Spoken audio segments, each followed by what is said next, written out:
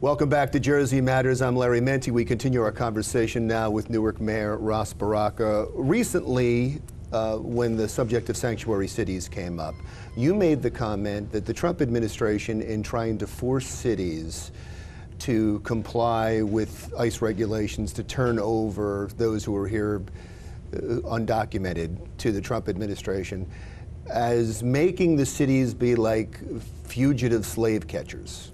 Absolutely. I mean, most people who don't understand it, obviously, we have not have a real grasp on what history is. It was also called the Bloodhound Law.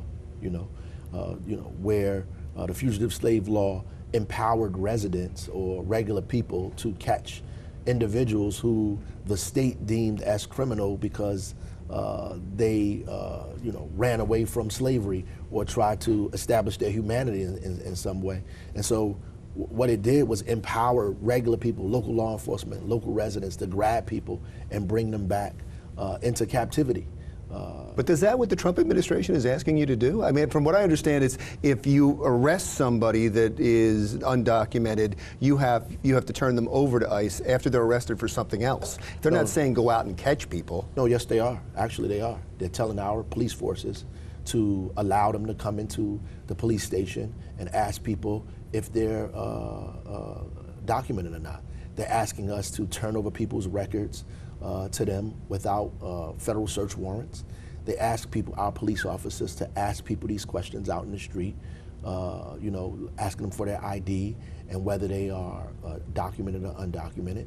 We're not going to do that. Obviously, it wouldn't have been an issue any other way because the federal law demands that the police department turn over anything if they have a federal warrant. If you have a federal warrant, you can't resist that anyway. So if the federal government comes with a warrant and says, listen, this person is under arrest or wanted for specific crimes and has to be turned over to the federal authorities, then the police department has no other choice but to turn over anybody, for that matter, whether they documented or undocumented. It'll be a big hit in federal funds for Newark. If you don't comply, right? It's a big hit in federal funds for Newark. No, not necessarily. What is it, $500,000? Is that what it is? We have COPS grants that we get, and they try to, again, tell you they're not going to give you money for more police officers if you don't help them arrest undocumented residents, which I think is absurd. But ultimately, we're more afraid of the Trump tax cuts and the Trump budget cuts than we are of the threats about what they're going to do with sanctuary cities. That's just a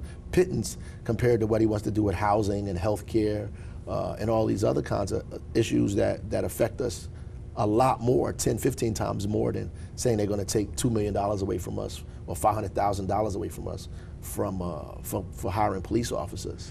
We have a new controversy with Donald Trump about Charlottesville. Some cities around the country are looking at statues in their city. Are you doing that?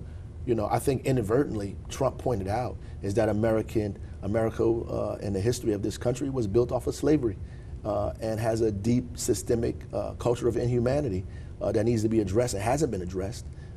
And people have tried to overlook that and pretend that that doesn't exist, and that this country, kind of privileged, not kind of, definitely privileged white males more than anything, right? So, and that fact needs to be brought out, and that debate will be brought out. I mean, the city is taking control back of the schools. How is that going? We are going to take over the school system and be as frugal and prudent as possible to make sure that we have what we need to be able to run the school district.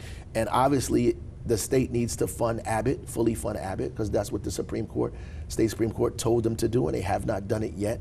And if they fully funded Abbott, I think we would have all the resources we needed. And if we, measured, our charter school growth and our public school growth and looked at it in an intelligent and reasonable way and let the citizens of this city figure out how to financially sustain all of that stuff, I think we'd be in good shape. Just one last question about the schools. Last year, several of the public schools and a couple of the charter schools were found to have high levels of lead in the drinking water. Has that problem been corrected?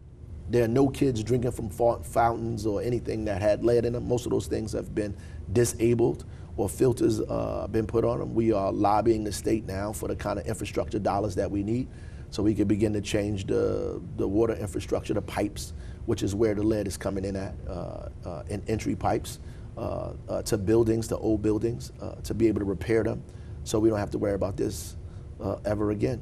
Great. Sir, thank you so much. I appreciate the time.